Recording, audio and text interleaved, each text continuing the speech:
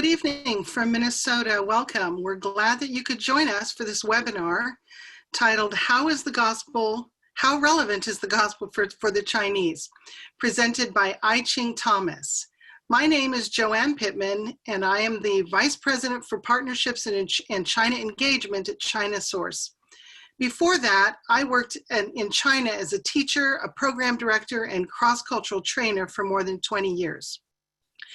Before we get started, there are a few housekeeping items that we need to attend to. First of all, be sure to check that your audio is working. Second, all participants will be muted and only the moderator and the presenter can be heard during this webinar. Please submit questions via the Q&A function on your screen. They will not be visible to other participants. They will only be visible to the administrator, and the chat function will be turned off throughout the duration of this webinar. Please do not take any screenshots of the slides.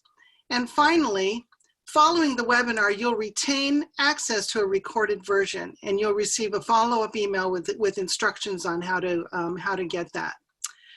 We are thrilled tonight to have with us I-Ching Thomas. She's going to be the presenter for our webinar this evening. I-Ching is a Malaysian Chinese currently based in Singapore. She's an aspiring sinologist who wears 3 hats. She is the International Director of Leadership Development at Operation Mobilization, wife to a New Testament professor, and mom to a middle schooler. She moonlights as an apologist and a writer. Her first book, Jesus, The Path to Human Flourishing, The Gospel for the Cultural Chinese, was published in 2018, and it's available on Amazon. And now I do need to go back one slide because I scrolled too fast and missed one piece. But I do want to just give a quick introduction to China Source for those of you who are not familiar with us. We offer insight and analysis for the global church with the aim of deepening understanding of the complexities and the multidimensional nature of churches in China. We do this through our online publications, our consultations, training, and consulting services. We also seek to be a place where the global church can hear directly from Chinese Christians about their situation and challenges, thereby giving a chance for the global church to learn from our brothers and sisters in China. You can learn more by visiting our website at www.chinasource.org. Okay, now back to I-Ching Thomas. I-Ching, we are thrilled that you can join us tonight. We know that you have a lot of really helpful and interesting things to share with us. We have a couple hundred people signed on, and they're really anxious to hear from you about how they can share the gospel with their Chinese friends. So thank you again for joining us. Hi, Joanne. Thank you. Thank you so much. I know it's evening at where you are, but it's very early in the morning for where I am in Singapore, and I know a lot of some of you also based in this part of the world. So thank you for taking the time so early in the morning and joining us on this webinar. Some years ago, maybe a decade or more ago, I was working in a part of the Middle East. And unfortunately, during the time when I was there was this major earthquake that happened. And as we know, when there's a catastrophic event like this that happens, a lot of aid would flow in, people would give stuff, people would give money. And so what ended up happening was there was a lot of food that was given because of, as a result of the earthquake, a lot of people would just have lost their homes. And it was one of those more serious earthquakes, And so the shipment of food aid came in, and everyone's very excited because there hasn't been a lot of food that was enough for everyone, nutritious food especially. And so when the shipment arrived and boxes were given out to the local people who needed the food, a lot of the local people opened up the box and there were cans and cans of oatmeal. So when these local people saw the oatmeal, they were like, okay, they opened it up, they looked at it, but they had no idea what to do with the oatmeal that was given. Now, most of us know that oatmeal is nutritious and it keeps you full, it satisfies hunger. But the people who were receiving the oatmeal where I was didn't know what to do, because oatmeal wasn't part of their diet, and for a lot of them, they've never seen oatmeal in their lives. And so with this oatmeal before them that was given to them as a food aid, they didn't know what to do. And in some sense, and many of them basically just like threw them away or just put them aside, and because they didn't know what to do, how to cook the oatmeal, and nor did they know what it really was. And in that sense, the aid sort of defeated its purpose. A lot of people out there, gave money to buy oatmeal in some instances, because they know that this is nutritious and this is good. But when it arrived at the people that was intended to help, somehow it just didn't make sense to these people who needed food. And I think sometimes when we share the gospel, it's kind of that way, isn't it?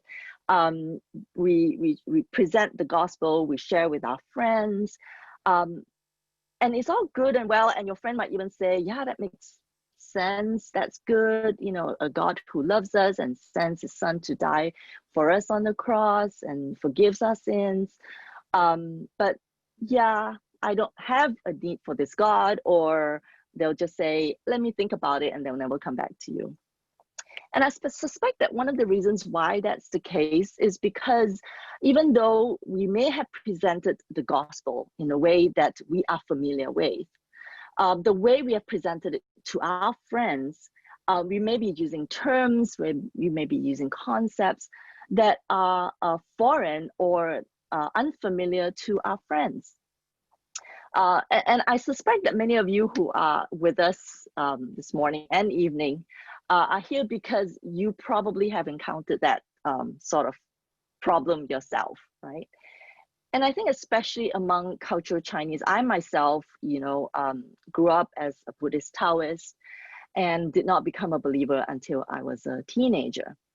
And so a lot of all these sort of unfamiliarity with the Christian faith, I grew up with that in my family. And among cultural Chinese, often Christianity is perceived as a foreign religion, and worse still, a Western religion, because of the historical baggage that it bears. Those of you, and I know a lot of you who are on this have read my book, and this morning, I keep saying morning, so bear with me if it's evening at where you are. This morning, as I present some of the key points of the seminar, bear in mind it's just a snapshot of this book that I've written, because it does give you a larger context of a lot of the things that we have a very short time to flesh out. So as I was saying, and I'm sure many of you have encountered that sort of resistance, right? That, oh, Christianity is a foreign religion, it's a Western religion. Why is Jesus a white man? Unfortunately, a lot of film portrayal of Jesus tend to be this white man with beautiful flowing blonde hair, even though many of us don't really know what Jesus looks like. Nonetheless, I think the Christian faith somehow bear this historical baggage that has actually done itself a disservice, especially among the cultural Chinese. I mean, Christianity has been associated with Western imperialism in the minds of Chinese people. If you trace back to the history of early modern missionary work in China, for example, you realize that both Catholics and Protestant missionaries came to China together with Western imperialists. In fact, many of the Western missionaries of that generation rode on the coattails of European opium traders to bring the gospel to the Chinese. And if you are a cultural Chinese, you know just the significance of the damage that opium has done to the Chinese society and culture and people in the past. And of course, when you read the news today, the contemporary political engagement between the US and China doesn't sort of help mitigate the misperception. So you find there's this resistance to the gospel because it's misperceived as a Western religion or a foreign religion. Why should we look outside for a God, when there's so many options for ourselves in Asia or as cultural Chinese. And therefore, I think when we think about the gospel, and if we are faithful to the Great Commission that Christ has called us to, we need to find a way to present the gospel that will gain us a hearing. We must ask ourselves, what are the most appropriate concepts and images and terms that we can use to communicate the gospel in a way that resonates with the existential longings and questions of the ones that we're trying to reach? I mean, we don't want to be like the ones who are giving aid that we know it's good, we know they need it, but then they don't understand. They've never had oatmeal all their lives. They don't know what to do with it, and they're like, this is not relevant for us. We don't know how to cook oatmeal. We don't get this. So we want to find a way to present the gospel in a way that makes sense, in a way that resonates with the questions that the ones that we're trying to reach have. And this is what we call the work of contextualization. It's a big word, but essentially contextualization is us trying to present the gospel as the practical solution to culture-specific existential questions and problems. And therefore, today, even as we look at the bridge between the biblical faith and biblical Shalom and Confucianism, please bear in mind that what is being presented today is just one of the many ways we can contextualize the gospel to help cultural Chinese see how the gospel is relevant to them.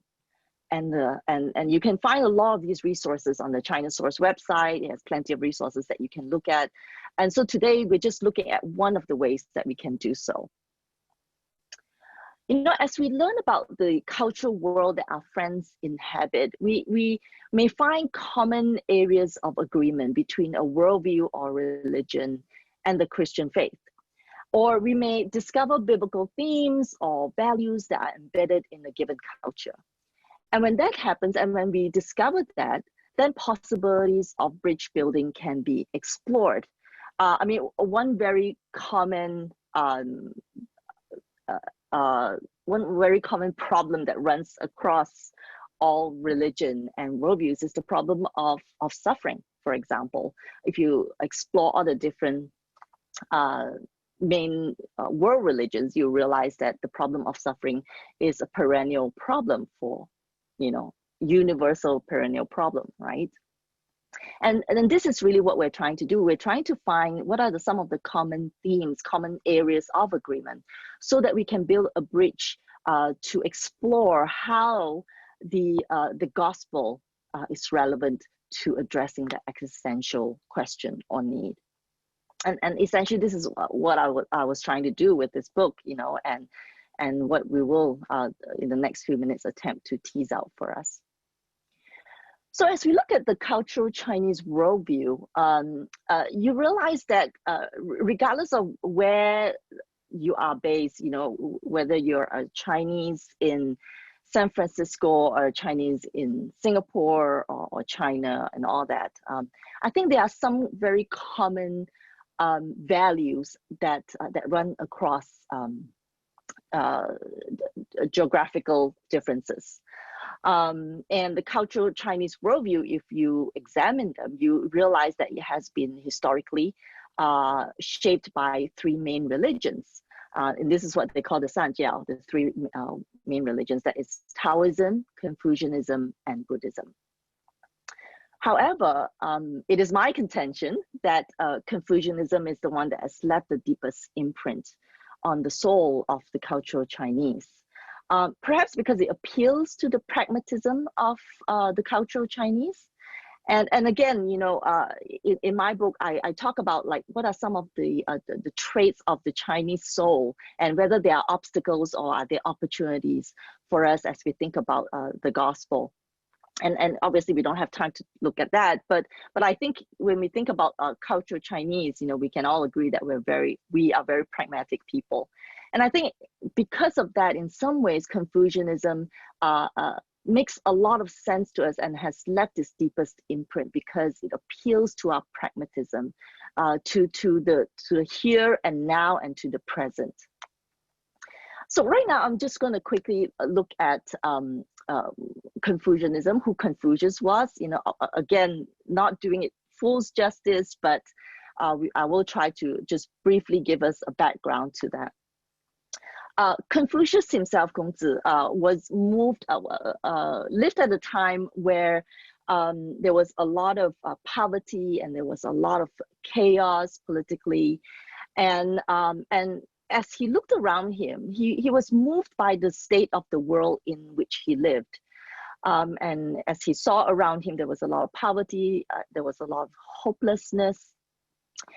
And in view of this, he dedicated himself to bring reformation. And basically, he believes that there is something wrong with the world. This is not the way it's supposed to be. And he felt that all these societal ills were due to the abuse of power by rulers who failed in their duty as caretakers of the citizens. And as a result of that, if you have officials and government officials who are corrupt and who are just more concerned about their own power and their own wealth and shaped by the greed,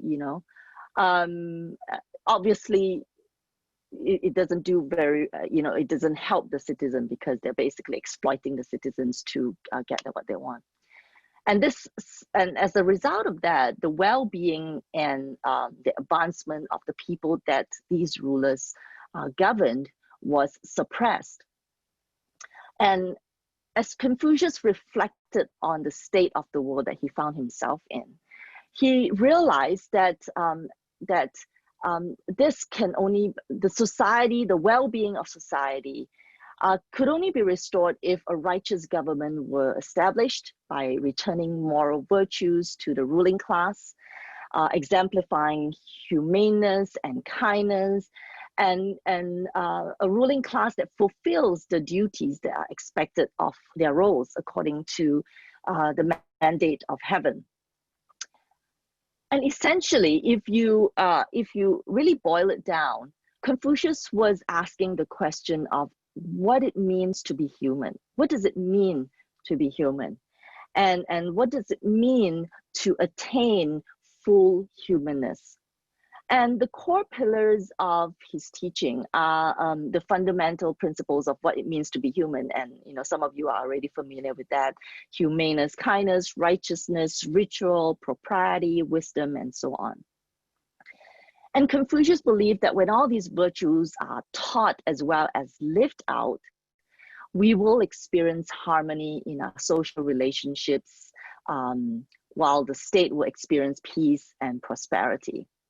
And such an ideal or utopian society will in turn serve as a conducive environment for self-cultivation.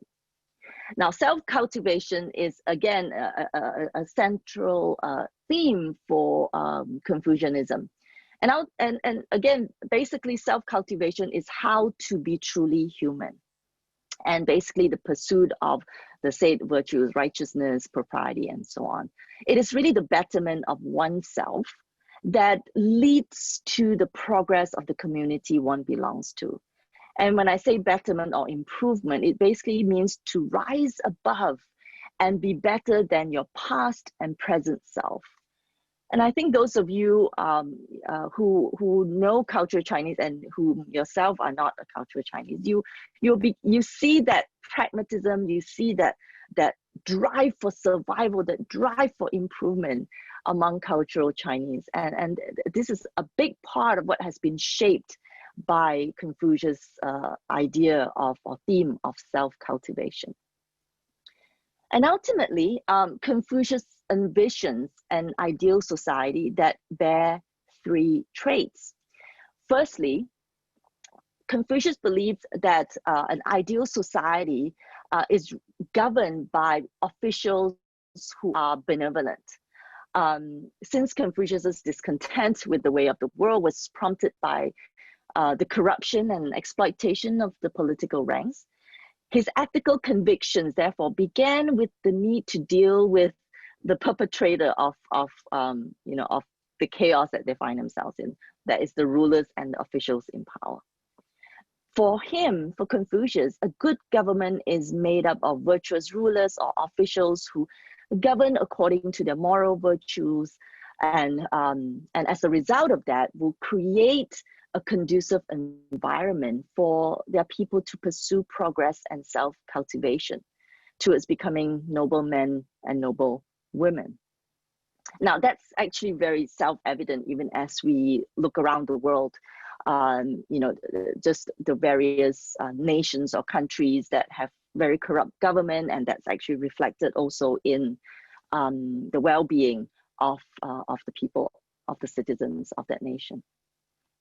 The second trait of Confucius' vision of an ideal society is that an ideal society is made up of self-cultivating noble men and women.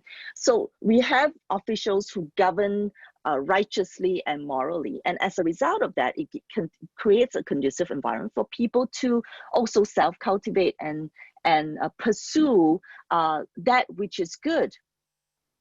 Now, in addition, even though the environment is crucial to self-cultivation, Confucius also talked about how a person must have the desire to do so. Confucians believe that we have the ability to orient our desires and attention towards that which are good and virtuous and act accordingly. In other words, Confucians believe that we ourselves are able to orient our desires and are able to be good on our own if we live according to some of these Confucius virtues.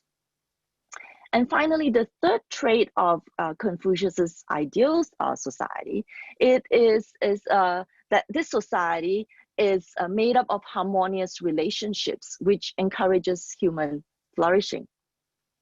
The end of the Confucian pursuit of the nobleman is the attainment of what it means to be human.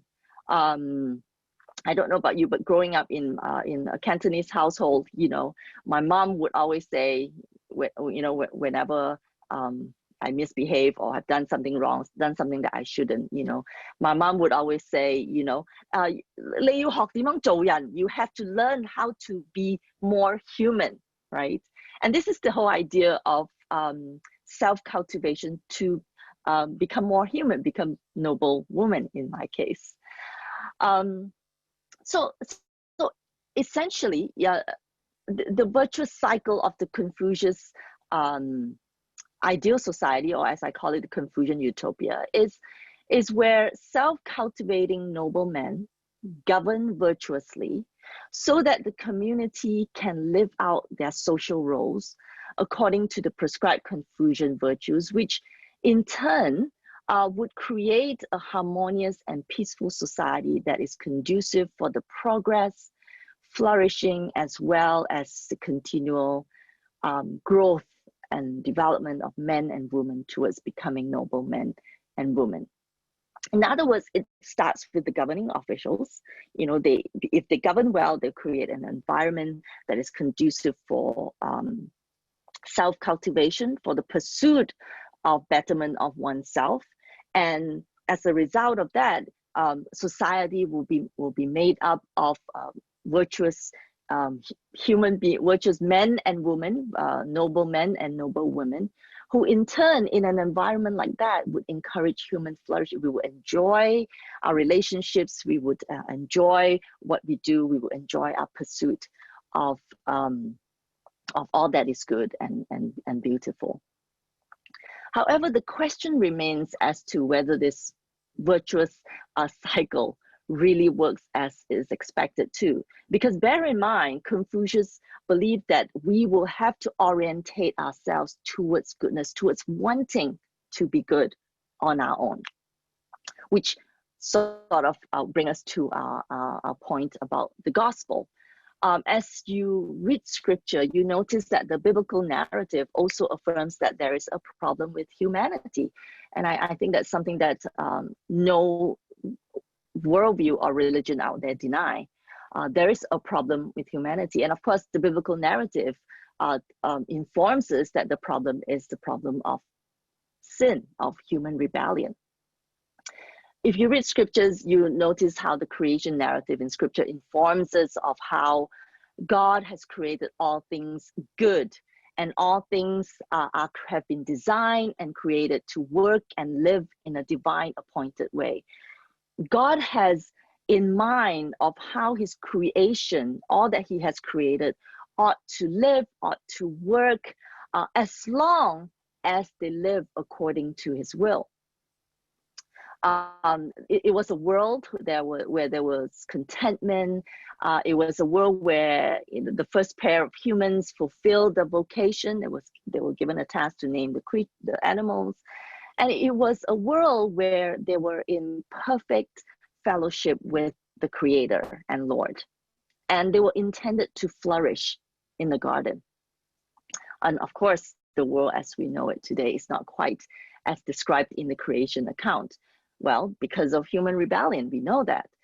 But at the core of the biblical understanding of reality, it's a concept of the way things are supposed to be, the way God has intended reality to be. And the prophets of the Old Testament recognize this as shalom.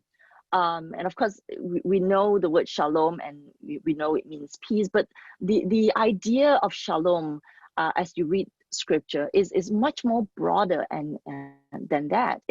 Shalom is the idea that it is a vision or a reality as God had designed and purposed, one that embodies all that is good.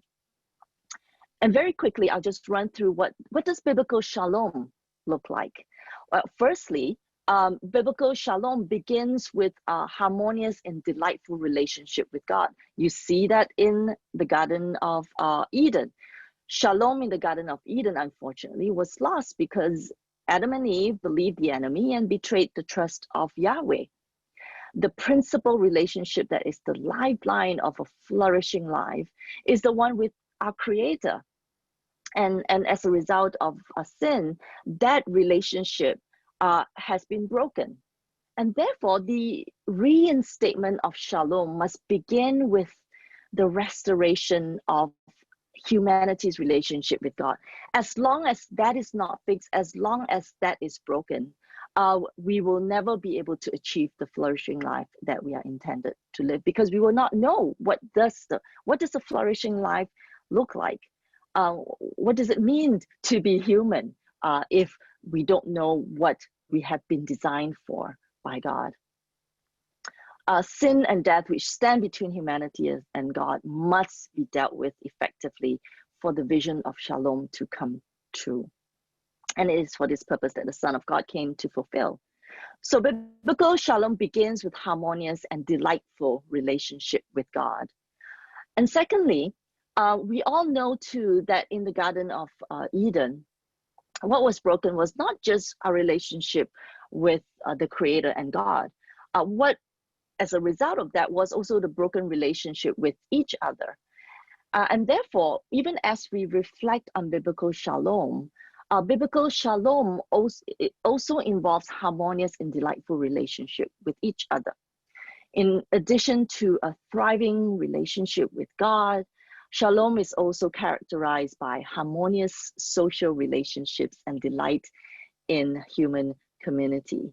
It's not just about absence of hostility with each other, but or being in a right relationship with each other. Love one another as I have loved you. Jesus talks about that. It is also to love and to enjoy our social relationships. To dwell in shalom is to enjoy living before God and to enjoy living with each other, with one's fellows. And finally, if we live in a world that our relationship with God is restored and our relationship with each other is harmonious and delightful, in such a society, in such a community, what flourishes is that we would be able to fulfill what we have been designed and purposed to fulfill. Harmony and delight in our relationship with the divine, lived out in a caring, sharing, and joyous community, would naturally lead us to the flourishing life that God has intended for his creation. Christ promised us in John 10:10, and most of us are familiar with that verse, I have come to give you life and life abundantly.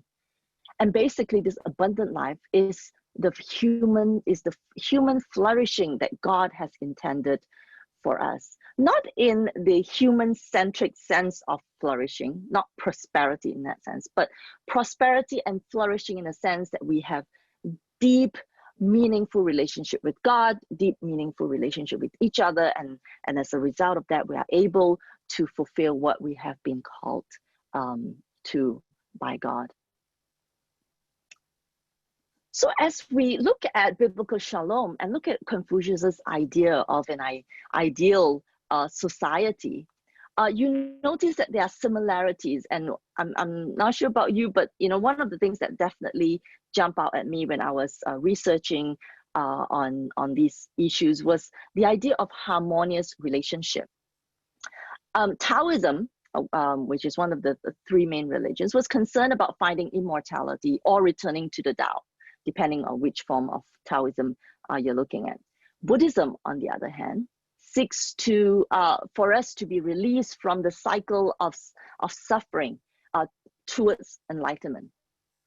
Now, compared to Taoism and Buddhism, there are many similarities between Confucius's ideal of a utopian society and the Shalomic view of the biblical faith. First off, both are concerned with humanity's existential crisis, and both see human flourishing as part of our destiny. Secondly, both Confucianism and the biblical faith believe that moral transformation and harmonious relationships are crucial towards the realization of our humanity. It is what it means to be human. How can we know what does it mean to be human unless we look to the one who has made us human, right?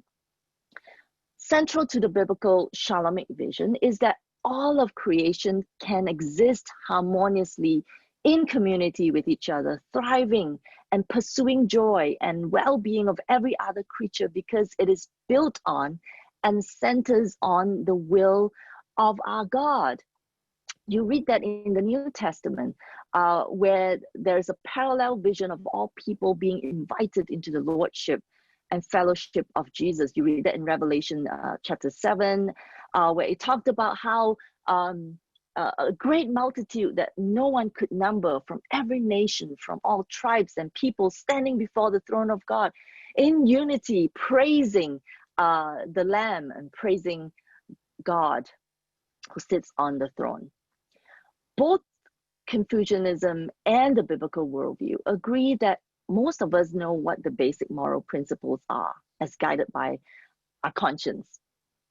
There's general consent about what is good and what is evil, and the common desire to pursue and do that which is good. But yet we find ourselves unable to put what is right and true fully into practice. And of course, we know that Paul writes to the church in Rome, and he rightly points out the human dilemma, right? That we know what is right, but we lack the capacity to accomplish or to do the right thing. Now, look at that in comparison to what Confucius proposed. Confucius proposed that we can orientate towards goodness, we can orientate towards wanting to be good and to towards doing good. But I think in our human experience, we can identify with the fact that this is our dilemma. We want to do what is good and right, but somehow we lack the capacity to do so on our own. We possess moral knowledge, but lack the ability to live them out. And therefore, it's the old saying, right? Do as I do, do as I say, but not as I do. While the biblical faith recognizes this as the result of the sinful condition of humanity, of rebellion, the problem lies here because it's a rebellion of the heart against God. The Confucian assumption that we could and that we would naturally pursue what is good has overestimated the nobility of humanity. I mean, think about it. If the fundamental problem lies in the heart of men and women, how can we find the solution from the same place? So it seems that the success of the Confucian project seems to have been sort of thwarted by the weakness of its very driving force, that is humanity itself. I mean, if this is the problem we're trying to fix, this cannot be the solution itself, can it? And what has fallen short in Confucius' solution was his optimism in the very nature of humanity that needs restoration. And like I say, you know, if we're honest and if we're realistic, we know that we will never be able to achieve human flourishing on our own merit and ability. And therefore, Confucius's insight of the plight of humanity is accurate and right, but his solution seems to have fallen short.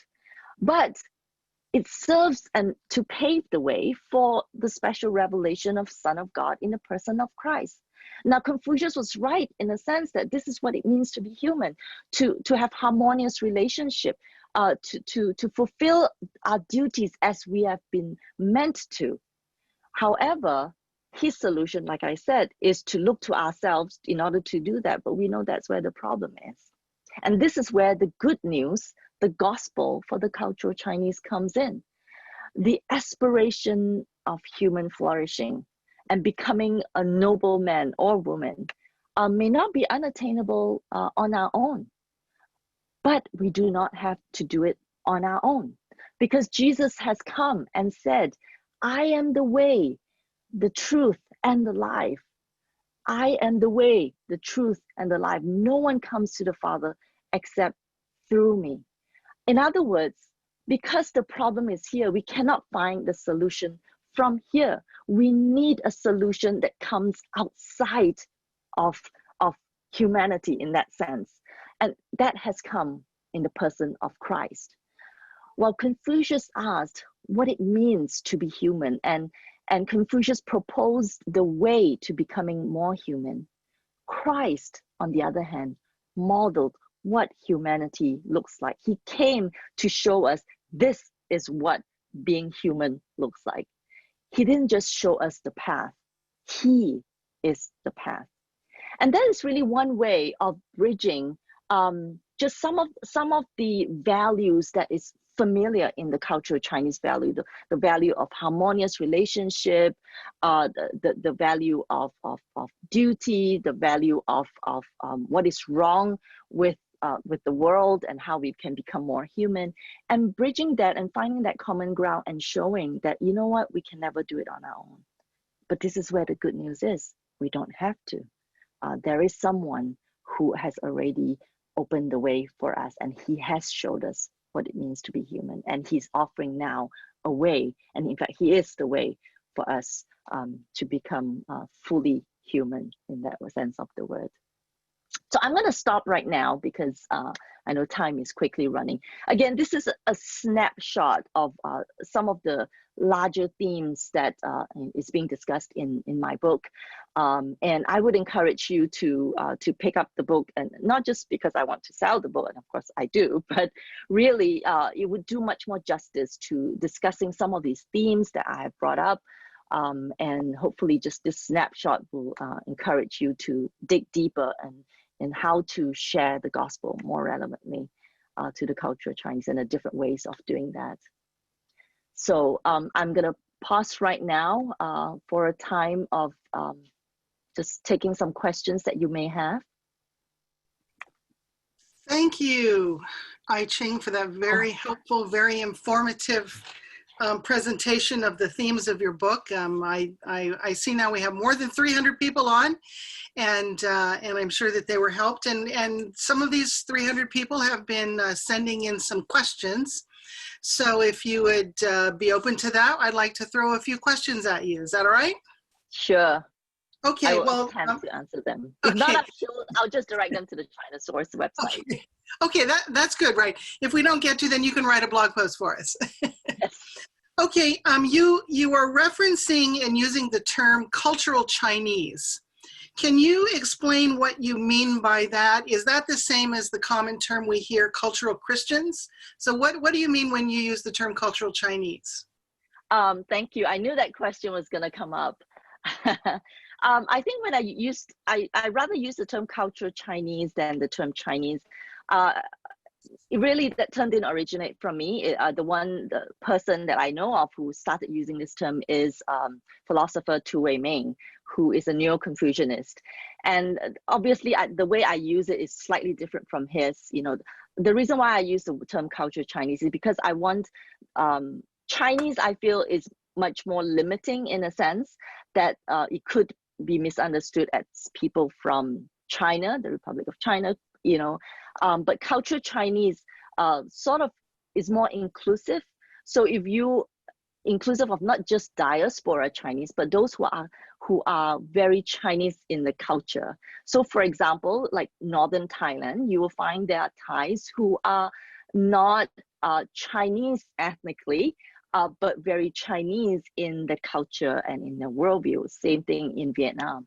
So the term culture Chinese sort of includes all these people as well. So it's a term that is much more broader than the word Chinese.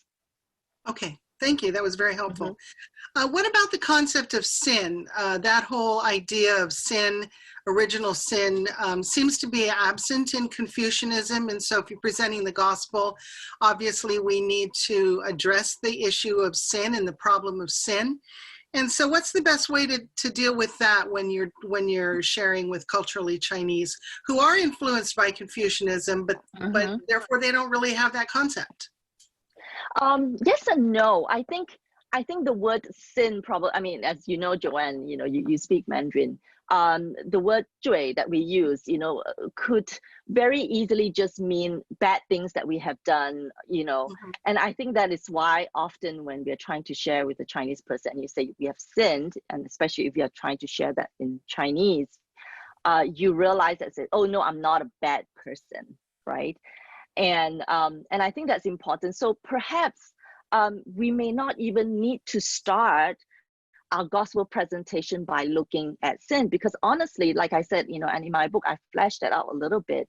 If we are honest with ourselves, we all know that there's something wrong with the world.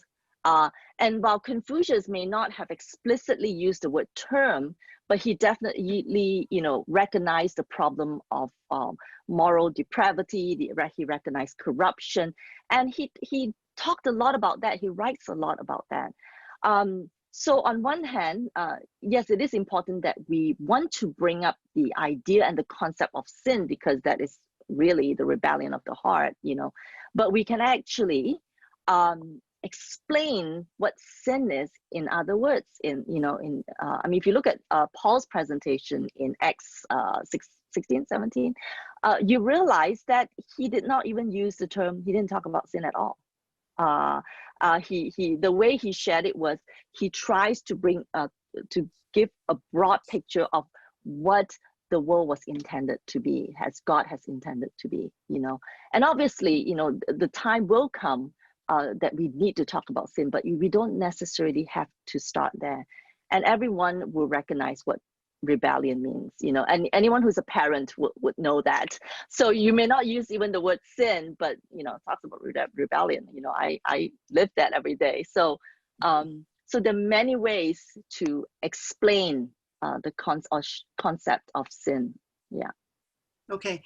There have been a number of books written over the years trying to show that some of the biblical concepts are embedded in Chinese characters, and so that there's some influence, and if not influence, maybe at least some knowledge.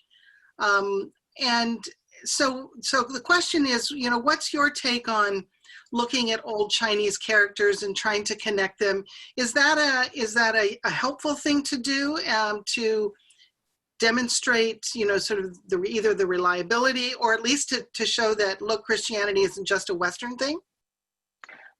That's a good point. I think I'm Chinese, so I'm very pragmatic, so whatever works to present the gospel in a way that it's, more relevant and easier to receive, I say go and do it, right?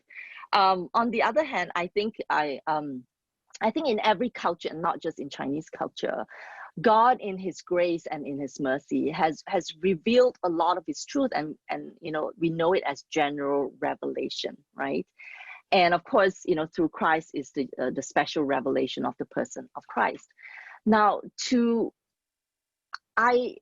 the thing about using Chinese characters to really bring across the gospel message, I think we can do that. However, bear in mind, especially like in many parts of the world today, we use simplified Chinese, the simplified script, right? Which is no longer the traditional script that, a lot of all these characters are based on. And if you look at how Chinese characters have evolved over time, that sort of bears the question, how much has it changed? How reliable is it that God has sort of embedded some of, his ideas in there? It could be the case, and like I say, if that works to bring across the message of the gospel, by all means, Paul talks about by all means use it for the sharing of the gospel. But if you ask me, just looking at the characters itself, I have some questions about that, but that's just my personal opinion and not necessarily a scholarly one in that sense. Okay. It's based on experience. Yes. You've used the term flourishing, and that is the goal. And could you speak to the relationship or similarity or difference between human flourishing as the goal, as opposed to giving glory to God as the goal? Yeah. If we just say it's human flourishing, are we aiming too low? No, I think not, because if you go back to the account of creation, when we were created, God has created us out of the abundance of his love, right? And I think when and it has been intended by God, I don't believe God has created us so that we can fail. He created us so that we can succeed, so that we can find life in him when we live according to his will. So when we think about human flourishing, it's not that human-centric so that I would do well for my own sake, right? But if we do well, okay, it gives glory to God, right? And so I think it's that sense of human flourishing. A good analogy, I think, is as parents, right? If Chinese parents, in that sense, because we are more of an honor-shame sort of a cultural orientation.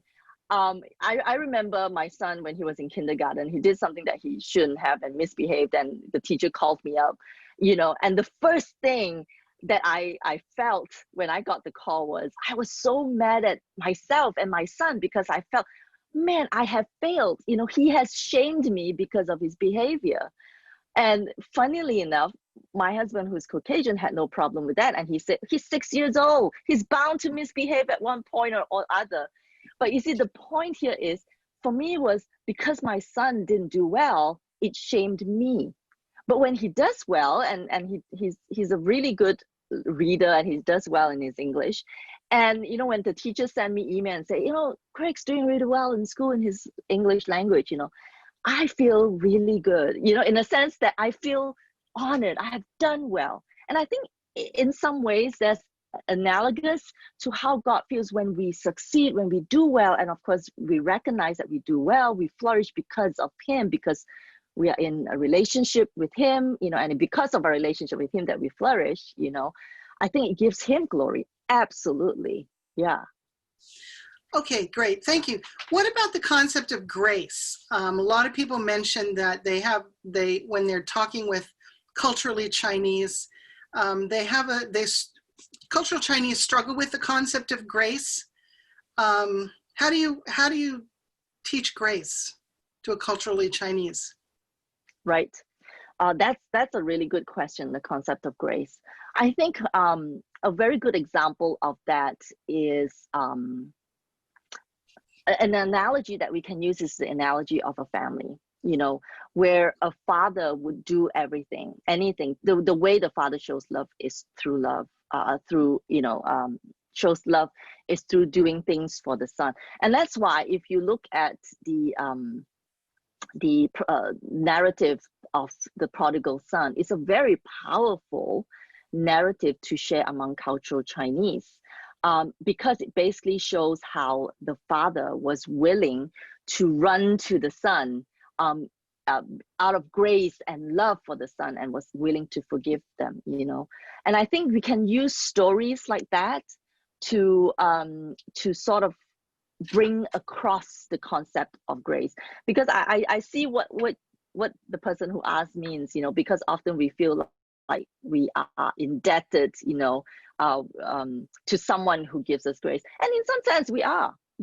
Yes, God has sent his son to bridge so that we can be restored in our relationship with God, but then that's precisely it. Now we owe him our life, and therefore now our duty is towards God. Now we are slaves unto God in a good sense of the word, no longer slaves to ourselves, and but slaves to God. In fact, it's a good thing. Okay, great. Do you have any suggestions for a good Bible study plan or points in the scripture that would be a good to cover with Chinese friends who are open to learning? Where do you start? You have a culturally Chinese friend who's interested in learning about Christianity, learning about God. Where do you start? Yeah, that's a good question. I'm looking at my book stand right here to bring out some books that you could look at. Okay, firstly, I would encourage that you start from the Old Testament, because I think there's a lot of similarities between the Old Testament cultures and the cultural Chinese culture, the sense of duty, the sense of, looking to our ancestors, and again, no time to talk about all that. But I think, unfortunately, a lot of the resources that we have in English, at least, have for Bible study and discipleship have come from the English-speaking world in that sense. So start from the Old Testament, but there are some books out there that I think helps us to read scripture from a much more Asian or worldview and culture. One is by Marvin Neville, and I think it's a friend of China Source, if I'm not wrong, right? Crossing Cultures in Scripture. That's a really good book. It gives you some really good ideas on how to do it and where to start. And another book, if you've grown up in a Western church or a church that is more Western in its teaching about discipleship, is Misreading Scriptures Through Western Eyes. I think that's a really good book. I think we ourselves need to first sort of align the way we read scriptures before we want to even start our study with our friends. But I would say a lot of the stories in the Old Testament, even in the New Testament, the stories that Jesus tells are very relevant, But I think it's just the way we have read and understood them from a different lens that, we didn't realize that, hey, it deals with a lot of these cultural values that are very relevant. Okay, how about the question of, all religions are good, and Jesus is just another good religious teacher. What's the best way to deal with that type of a question? Well, firstly, we know it's not true. And I think secondly is, I will not give you the answer. I would encourage all of us to start learning about the different religions, because when people start to say that, what they really want is, don't preach to me the gospel. I don't want to hear your gospel, because, so one of the ways is, let's sit down and have a conversation. And, why do you say that? Because yes, it's good, but then they're not the same, So you want to go through the points of what they believe in, because often it's, when people say all religions are good, since this is recorded, I'm not going to, go there. But no, I think there's some teachings in some religions that are not. It's very clear. So yeah, people who say that tend to either want to get you off their back because they don't want to hear the gospel, and you may need to try another way to do it. I used to be to work with the Ravi Zachariah's ministry, and again, you know, there are a lot of websites, there are a lot of resources out there that deal specifically with this question, this religious relativism issue. Okay. Well, we have more questions than we have time to get to tonight, unfortunately. So maybe we can communicate offline after this and see if we can pull together some, some ways to address them in a written form, maybe blog posts or something. That would be great. So thank you so much, I-Ching, for the wonderful presentation. And I sat down this last week and reread her book. I read it when it first came out, but I reread it and was reminded again of what a gem the book is. It's really, really helpful. Thank you. And I think if anybody, whether you're in your home country or whether you're in China, or whether you're somewhere else working and befriending culturally Chinese, as she calls them, I think you'll find her book to be very, very helpful. Before we go tonight, I do want to highlight a few things, resources that we have on China Source to give a little bit more information. We've got different publications. So the main place to find us is online at chinasource.org. We do publish new material on our website every day. We have a blog that comes out daily. And on Tuesday, the blog is a column that we call Chinese Church Voices, where we have translated materials written by Chinese Christians. So we're able to hear directly from Chinese Christians about the issues that they are facing.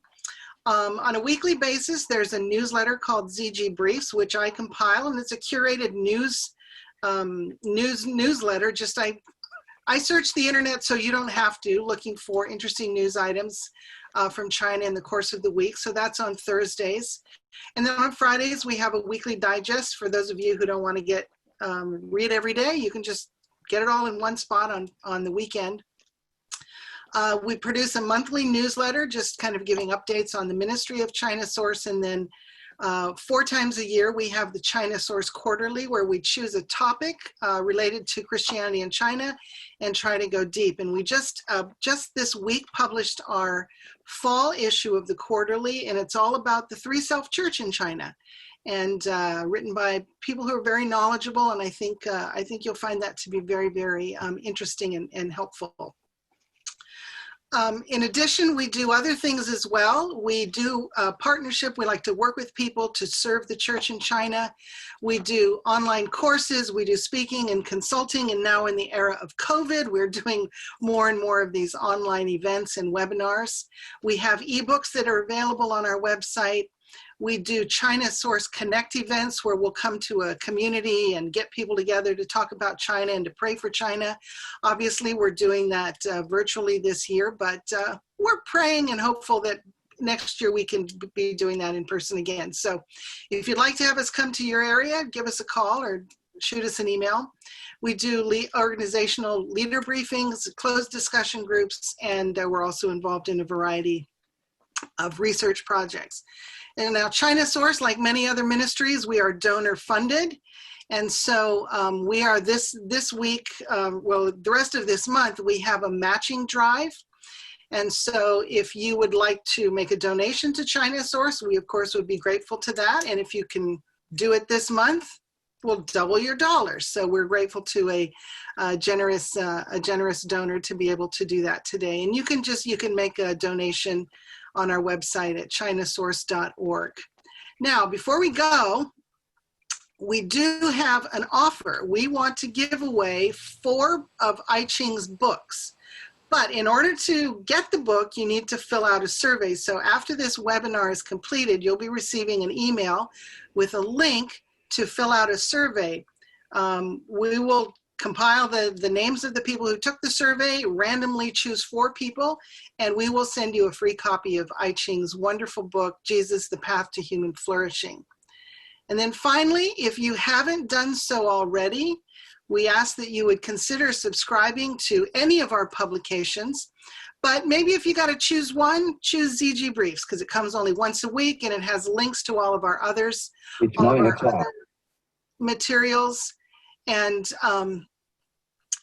we think you'll be helped and you'll be educated about what's going on in China. So again, thank you, I Ching, for a wonderful webinar, and thanks to everybody for attending tonight. Goodbye.